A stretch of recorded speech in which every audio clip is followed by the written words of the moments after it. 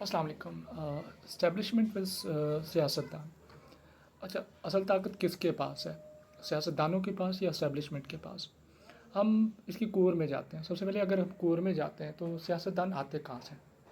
देखिए, दो कैटेगरीज है।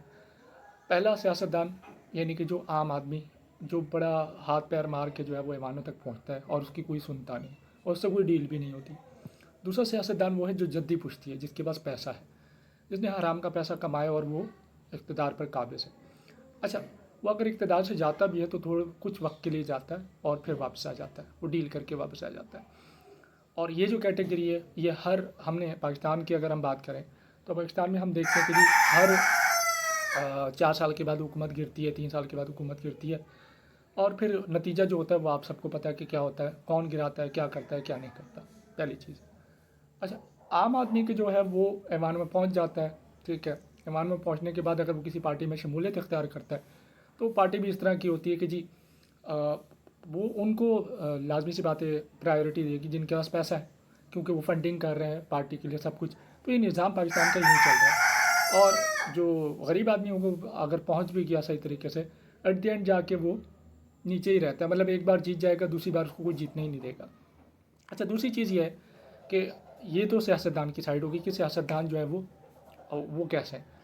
सियासतदान सिर्फ उनके पास जो है वो ताकत है जो मतलब जिनके पास पैसा है, ठीक है। वो जेल में भी जाएंगे तो उनको तो आसाइशें ही मिलेंगी, ठीक है। अब इस्टेब्लिशमेंट की बात कर लेते हैं जी, इस्टेब्लिशमेंट ताकतवर है या नहीं इस सूरत हाल में। अच्छा, इसका ताल्लुक जो है सियासतदानों से ही है कि सियासतदान जितना स्ट्रॉन्ग होगा, पावरफुल होगा, उतना ही आपके मुल्क में जो है वो बराबरी होगी इस्टेब्लिशमेंट में और सियासतदानों में। लेकिन अगर ये बराबरी नहीं होगी तो उसका मतलब सिंपल है कि जी आपका जो मुल्क है वो डिसबैलेंस होगा।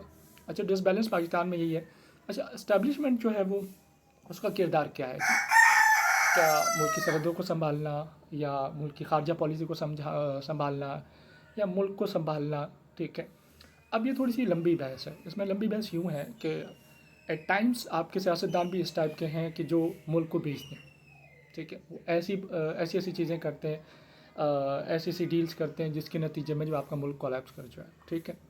अब हम किसी भी इस्टेब्लिशमेंट के बंदे को, किसी जर्नल को पॉइंट आउट करके नहीं कह सकते ख़ासतन कि उसने सारे काम गलत किए, ठीक है। या किसी सियासतदान को ये नहीं कह सकते उसने सारे काम गलत किए। हाँ, मोस्टली उसमें जो कुछ ऐसे हैं जो हराम खो रहे हैं तो वो कर सकते हैं, भाई उनका है कि वो इस तरह कर सकते हैं, लेकिन सारे लोग नहीं हो सकते। हर एक का सोचने का तरीका डिफरेंट होता है। अच्छा, कुछ लोग जो है वो अपनी गलत चीज़ को भी पॉजिटिव समझ के उसको कर रहे होते हैं और कुछ लोग नेगेटिव चीज़ को जो है वो रियलाइज़ कर रहे होते हैं कि मैंने नेगेटिव किया और मैं उसको सही करूँ।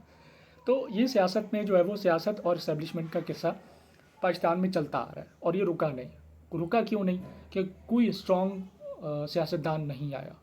अच्छा, एक आया इमरान खान, उसको भी उसका क्या हाल हुआ? जो स्ट्रॉन्ग आता है उसके साथ क्या होता है? देखिए, इसके लिए मेन चीज़ ये है कि इन दोनों में जो ये ताकत का ऊपर रेल फेल है, इसको रोकने के लिए सिर्फ जो मुझे सोल्यूशन लगता है, देखिए इस्टेब्लिशमेंट नो डाउट कि वो एक पावर रखती है, ताकत रखती है। वो पाकिस्तान में बहुत ज़्यादा ताकत रखती है वो इस चीज़ में, सियासत में भी ताकत रखती है वो, ठीक है। और ऐवानों में भी वो ताकत रखती है। तो मेरे नज़दीक इसका सलूशन ये है कि इस्टेब्लिशमेंट को और सियासतदानों को मिल के बैठ के एक फ़ैसला करना चाहिए कि सियासतदान मिलिट्री में इंटरफेयर ना करे और मिलिट्री सियासतदानों में इंटरफेयर ना करे।